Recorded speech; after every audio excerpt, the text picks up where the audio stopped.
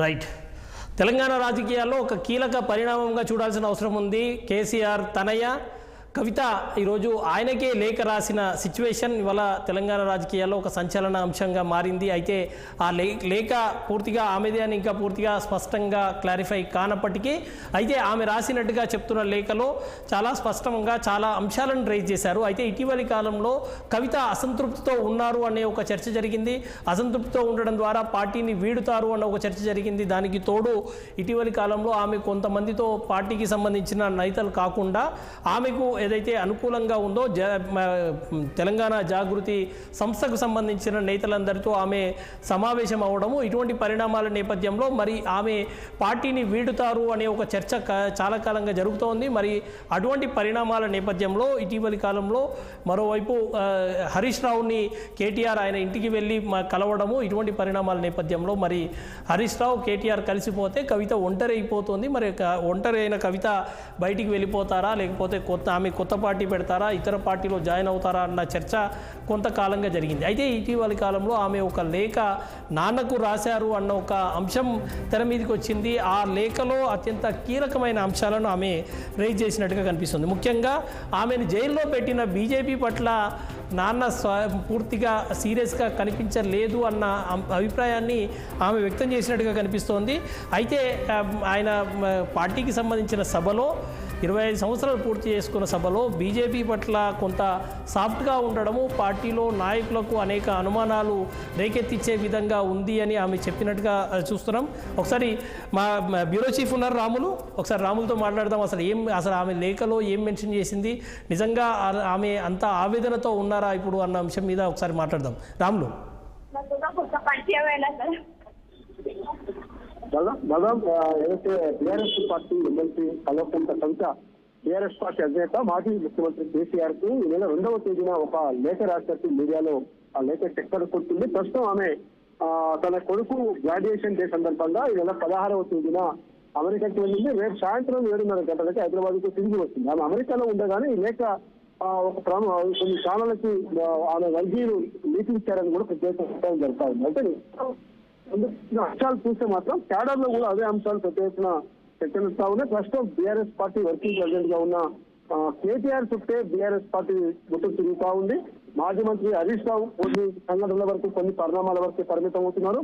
కవిత మాత్రం BRS party MLC అయినప్పటికీ తన సొంత సంస్థ తెలంగాణ జాగృతి సంస్థ ఆధ్వర్యంలో అనేక కార్యక్రమాలు చేసింది. ముఖ్యంగా బీసీలకు 42% రిజర్వేషన్లు, ఎస్సీ వర్గ శాఖపై మాట్లాడటం, తర్వాత ఇతర జాతీయ అంశాలు కానీ కేసీఆర్ ను ముఖ్యమంత్రి రేవంత్ రెడ్డితో పాటు ఇతర మంత్రులు కానీ బీజేపీ వాళ్ళు ఆ కేసీఆర్ ను వ్యక్తిగతంగా దూషించినప్పుడు కానీ బీఆర్ఎస్ పార్టీని ఆరోపణలు చేసినప్పుడు కానీ అనేక అంశాలపైన ఆమె ముందు స్పందిస్తూ వస్తుంది. అయితే ఈ లేఖ మాత్రం దాదాపు 6 పేజీల లేఖ రాసింది. ముఖ్యంగా బీఆర్ఎస్ పార్టీ ఏర్పడి తెలంగాణ రాష్ట్రం కోసం, రాష్ట్ర ఉద్యోగం కోసం ఏర్పడిన టీఆర్ఎస్ పార్టీ ప్రస్తుతం బీఆర్ఎస్ పార్టీ ఆవిర్భవించి ఇటీవల ఏప్రిల్ 28వ తేదీన పార్టీ ఆవిర్భావ దినోత్సవం సందర్భంగా వెల్కటిలో భారీ బహిరంగ సభ రక్తోత్సవ సభను ఏర్పాటు చేసింది. ఈ సభలో మాజీ ముఖ్యమంత్రి పార్టీ అధ్యక్షుడు కేసీఆర్ చేసిన స్పీచ్ పైన కేవలం బీఆర్ఎస్ పార్టీలోని కాదు ఇతర రాజకీయ పార్టీల్లోనూ, మీడియాలోనూ, ప్రజల్లోనూ కూడా కొంత అసంతృప్తి వ్యక్తమవుతూ వచ్చింది. అంత పెద్ద మీటింగ్ కు లక్షలాది మందిని తరలించిన మీటింగ్స్ కేసీఆర్ స్పీచ్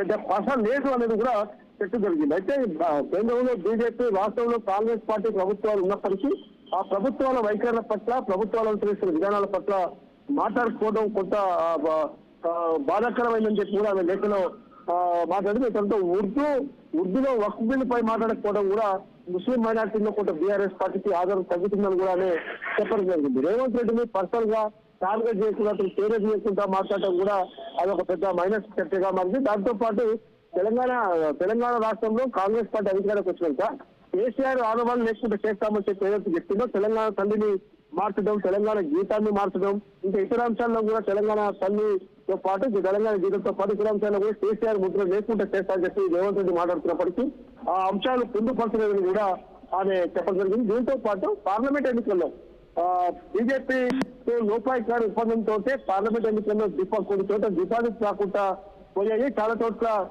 ఓట్లు కూడా రాలేదు. అదేవిధంగా మొన్న జరిగిన ఎమ్మెల్సీ ఎన్నికల్లో కూడా గ్రాడ్యుయేషన్ కానీ లోకల్ బాడీ కానీ టీచర్స్ కానీ గ్రాడ్యుయేషన్ కానీ ఎన్నికల్లో పోటీ చేయకపోవడం కూడా కొంత బీజేపీతో ఒప్పందమయ్యారనే విమర్శ కూడా ఉందని చెప్పి ఆమె తెలుస్తూ ఉంది. అయితే రక్తోత్సవ సభలో 2001 నుంచి ఉద్యోగులు నడిచిన వారిని కొంతమందికి మాట్లాడిస్తే అవకాశం ఉందని చెప్పి ఆమె చెప్పింది. కేవలం బీజేపీ పైన 2 నిమిషాలే మాట్లాడటంతో పాటు రాబోయే ఎన్నికల్లో బీజేపీ టీఆర్ఎస్ ఎన్నికలు పొత్తు పెట్టుకుంటారు, చర్చకు కూడా ఫుల్ స్టాప్ పెట్టారని చెప్పి ఆమె చెప్పింది. ఇవన్నీ అంశాలు కూడా నేను పార్టీ ఏదో వ్యక్తిగతంగా పార్టీ మీద అపక్షేపాలు కాదు, పార్టీలో చర్చ జరుపుతున్న తీరును మీరు మామూలు ఎంపీటీసీ జెడ్పీటీసీ స్థాయి వ్యక్తులను కూడా ఫామ్ హౌస్ లోనే కొంతమందికి అపాయింట్మెంట్ ఇవ్వడం, మిగతా శ్రేణుల్లో భారీ విమర్శలు వస్తున్నాయని కూడా అనే ఈ లేఖలో పొందుపరుస్తూ ఇంకా అనేక విషయాలను కూడా ఈ లేఖలో పొందుపడుతుంది. బలరాం రాములు, ఇక్కడ ఇంకొక విషయం మనం మాట్లాడుకోవాలి. జనరల్గా కేసీఆర్ ఫామ్ హౌస్ ముఖ్యమంత్రి అని చెప్పన్నారు, ఆయన ఎవరికి కలవరు అని చెప్పని ఒక చర్చ గతంలో కూడా జరిగింది. ఇవాళ కవిత సొంత కూతురు కూడా ఆయనను కలవలేకపోవడం వల్లే ఇలా లేఖ రాసి ఉంటుందా, లేకపోతే ఆయన ముందు ఇవన్నీ ప్రస్తావించే ధైర్యం లేక ఈ లేఖ ద్వారా చెప్పి ఉంటుంది అని చెప్పి అనుకుంటున్నారా? అంటే కేసీఆర్ ఉద్యమం నాటించి కూడా కేసీఆర్, కవిత, హరీష్ రావు, కేసీఆర్, సంతోష్ ఇలా 4 మధ్యనే టీఆర్ఎస్ పార్టీ కానీ టీఆర్ఎస్ పార్టీ ఉద్యమ విషయాలు కానీ ఇతర అంశాలు. కేసీఆర్ జనరల్ గా ముఖ్యమంత్రిగా ఉన్నప్పుడు కానీ లేనప్పుడు కానీ ఆయన చెప్పిందే వేరే వాటిలో చెప్పిందే వేరేమన్న పద్ధతిలో టీఆర్ఎస్ పార్టీ మన తెలంగాణ ఉద్యమంలో కూడా చూసాము, అనేక అంశాల్లో కూడా చూసాం. కానీ ఇప్పుడు ఓడిపోయాక పరిస్థితి మారాలి, కేసీఆర్ మారాలి, కేసీఆర్ తీరు మారకపోతే ఇంకా ఫామ్ హౌస్ లోనే ఉంటే టీఆర్ఎస్ పార్టీ ఒక రకమైన నష్టాన్ని దారితీస్తుందని చెప్పి కేసీఆర్ కూతురు కవితతో పాటు టీఆర్ఎస్ పార్టీలో కూడా చాలా మంది శ్రేణులు చర్చ జరుపుతా ఉంది. అయితే ఇది లేఖ రూపంలో ఆమె బయట లేఖ రూపంలో ఆయనకు విషయాలు అందచేరిందని, అయితే డైరెక్ట్ గా కలిసి ఇచ్చిందా, కేవలం ఇతరుల ద్వారా లేఖ వచ్చిందా అనేది మాత్రం లేదు. లేఖ వాస్తవ కాదనేది కూడా కవిత వర్గాలు ఎవరు కూడా దుర్పించలేదు. ఆయన వ్యక్తిగత సహాయం షరతు ఈ లేఖ బయటకు ఇచ్చారనే చర్చ జరుగుతా ఉంది. ఆమె అమెరికాలో ఉన్నప్పుడు ఫోన్ కాల్ వాట్సాప్ కాల్లో చేసినప్పుడు కూడా ఆమె ఎక్కడ కూడా స్పందించలేదు. రేపు రాత్రికి హైదరాబాద్ తిరిగి వచ్చిన తర్వాత ఆమె ఎల్లుండి తర్వాత కానీ ఏమన్నా మీడియాతో స్పందిస్తుందా లేదా? అయితే ఇటీవల బీఆర్ఎస్ భవన్ లో మాత్రం ఆమె ఉదయం 9 గంటలకు మీడియా సమావేశం పెట్టి అనంతరం కొన్ని చిట్చాట్ పాయింట్ విషయాలు మాత్రం ఈ లేఖకి అర్థానికి దారితీస్తుందని చెప్పి అనుకోవాలి. నన్ను కావాలనే టీఆర్ఎస్ పార్టీ కొంతమంది శ్రేణులు కుట్రలు చేస్తున్నారు, నా యాక్టివిటీ పట్ల కానీ నా పట్ల కానీ ఇది మంచిది కాదు. మీడియాలో కూడా పెద్ద ఎత్తున ప్రచారం జరుగుతూ ఉంది. మీడియా పైన కూడా పార్టీ పరంగానే నోటీసులు ఇచ్చి చర్యలు తీసుకునేందుకు సిద్ధమవుతుంది. ఒకవేళ మీడియా చేయకుంటే ఖచ్చితంగా నేనే రంగంలోకి దిగాల్సి వస్తుందని కూడా ఆమె చెప్పడం జరిగింది. కాబట్టి ఇవన్నీ అంశాలు కూడా కొంత బీఆర్ఎస్ పార్టీ శ్రేణులకు మాత్రం కొంత గందరగోళం దారితీస్తా ఉన్నాయి. అసలు పార్టీ ఉంటుందా ఉండదా, కవిత టీఆర్ఎస్ లో ఉంటుందా ఉండదా, కేటీఆర్ హరీష్ రావులు ఒకటైనా చెప్పి ఇటీవల 2 రోజుల పాటు వరుసగా కేటీఆర్ హరీష్ రావు ఇంటికి వెళ్తాం, కేటీఆర్ హరీష్ రావు ఒకటై కవితను ఏకాకిం చేస్తున్నారా, కవిత ముఖ్యమంత్రి రేవంత్ రెడ్డి డైరెక్షన్ నడుస్తుందని చెప్పి మరొక వర్గం నడుస్తా ఉంది. ఇవన్నీ నేపథ్యంలో ఆమె 6 నెలలు లిక్కర్ కేసులో ఆరోపణలు ఎదుర్కొని 6 నెలలు జైలుకు వచ్చింది. జైలుకు వచ్చిన సమయంలో కూడా కేటీఆర్ హరీష్ రావు ఇద్దరు ఢిల్లీలో మకాన్ వేసి శ్రమించి బెయిల్ తీసుకురావడానికి ట్రై చేశారు. ఒకవైపు ఏమో మొత్తం కుటుంబం అంతా ఒకటే, బయటికి రాజకీయాలు చేస్తున్నారు కానీ ఎవరు నమ్మొద్దని చెప్పి మరొక వర్గమైన చర్చ నడుస్తా ఉంది. ఏదేమైనా కవిత ఒంటరిగా అవుతుందా, నేను వేరే పార్టీలో ఉంటుందన్న చర్చ మాత్రం ఒక ఆసక్తికరమైన చర్చ నడుస్తుంది బాగా. ఎస్ రాములు, ఇంకొక విషయం ఇందులో ప్రధానంగా చెప్పుకోవాలి మనకి. అయితే ఇప్పుడు ఆమె రాసిన లేఖలో ప్రధానంగా తెలంగాణ అంటేనే కేసీఆర్ అంటేనే తెలంగాణ అంశాన్ని గట్టిగా చెప్పలేకపోయారు. కాంగ్రెస్ పార్టీ తెలంగాణ తల్లి విగ్రహాన్ని మార్చింది, ఆ విషయాన్ని క్వశ్చన్ చేయలేకపోయారు. తెలంగాణ గీతాన్ని మార్చింది, ఆ విషయాన్ని క్వశ్చన్ చేయలేకపోయారు. ఇవన్నీ చేసి ఉంటే బాగుండేది అనే ఒక అభిప్రాయం వ్యక్తమైంది అని చెప్పడం ద్వారా మీ అంటే ఇటువంటి విషయాలన్నీ కూడా మీకు ఆర్గనైజింగ్ చేసిన వాళ్ళు లేకపోతే మీకు సలహాలు ఇచ్చిన వారు మిస్ అయ్యారు అని చెప్పి వాళ్ళు ఎవరినైతే కేసీఆర్ నమ్ముకున్నాడో వాళ్ళందరూ ఫెయిల్ అనే ఒక అంశాన్ని ఆమె రేజ్ చేసే ప్రయత్నం ఏమైనా చేసినట్టు కనిపిస్తుందా? అంటే కేసీఆర్ జనరల్ గా మనం ఇన్ని సంవత్సరాల కాలం నుంచి అంటే మనం జర్నలిస్ట్ కూడా చూస్తా ఉన్నాం. ఆయన చెప్పిందే వేదము రాసిందే గీత అన్నట్టు ఆయన వ్యవహారిక ఉంటుంది. ముఖ్యమంత్రిగా ఉన్నప్పుడు కానీ ఉద్యమం సమయంలో తెలంగాణ రాష్ట్రం కోసం అనేక పరిణామాలు పర్యాయాలు చేసినప్పుడు కానీ ఇక్కడ తెలంగాణ పొలిటికల్ జేఏసీ ఏర్పాటు చేసినప్పటికీ కూడా అంత ఏనే ఉంది ఇది చెప్పిందే ఆ జేఏసీ నడిపించే సమయం. కానీ ప్రస్తుత పరిస్థితుల్లో పార్టీ 10 ఏళ్ల పాటు అధికారంలో ఉంది. అధికారాన్ని కోల్పోయాక పరిస్థితులు మారితే బాగుండేదని మాత్రం బీఆర్ఎస్ వర్గాల్లో చర్చ నడుస్తా ఉంది. బీఆర్ఎస్ మాత్రం అటు కేసీఆర్ ఒక వర్గం ఉన్నప్పటికీ కూడా అటు హరీష్ రావు, కేసీఆర్, కవిత 3 ముక్కలాటగా ఈ రోజు బీఆర్ఎస్ నడుస్తా ఉంది. కవిత మాత్రం తెలంగాణ జాగృతి సంస్థ పేరుతో తన నివాసం నుంచే ఎక్కువ కార్యక్రమాలు చేయటం, ప్రెస్ మీట్ పెట్టడం, తర్వాత ఇందిరా పార్క్ వేదికగా అనేక ఆందోళన చేయడం, ఇది జిల్లాలో కూడా పర్యటించడం ఇవన్నీ చేస్తా ఉంది. కానీ కేటీఆర్ కూడా బీఆర్ఎస్ పార్టీ తెలంగాణ భవన్ వేదికగా అనేక కార్యక్రమాలు చేసినప్పటికీ ఇంకా ఆయన మాస్ నుంచి ఏదైతే పోతున్నారని చెప్పి అంటా ఉంది. మాజీ మంత్రి హరీష్ రావు మాస్ లీడర్ అయినప్పటికీ కూడా ఆయన పార్టీలో ఎలాంటి బాధ్యత లేదు కాబట్టి కేవలం మాజీ మంత్రి హోదాలో బీఆర్ఎస్ ఎమ్మెల్యే హోదాలో మాత్రమే ఆయన కార్యక్రమాలు చేస్తాం. ఏదేమైనా బీఆర్ఎస్ లో మాత్రం ఈయన 3 మధ్య సమన్వయం కొరవడింది.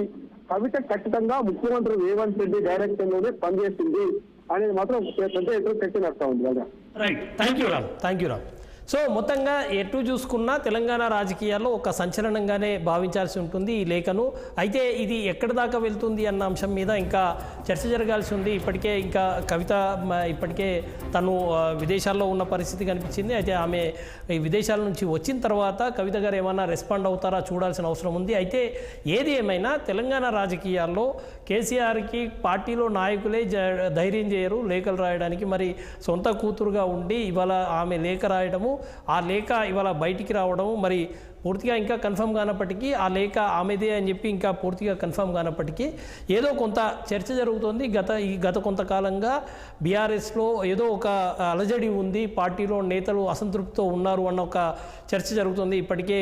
అయితే ఎవరి డైరెక్షన్లో ఉన్నారు అన్న అంశం మీద కూడా చర్చ జరగాల్సిన అవసరం ఉంది అనే ఒక అభిప్రాయం. అయితే ఏది ఏమైనా పార్టీలో కొంత క్యాడర్ని కన్ఫ్యూజ్ చేసే విధంగానే పరిణామాలు కనిపిస్తూ ఉన్నాయి. ఏ రకంగా దీన్ని ఫేస్ చేస్తారు? కేసీఆర్ గారు ఏమైనా రెస్పాండ్ అవుతారా, లేకపోతే కవిత గారు వచ్చిన తర్వాతే ఆమె ఈ విషయాలన్నింటినీ కూడా చెప్తారా చూడాల్సిన అవసరం ఉంది. ఓకే.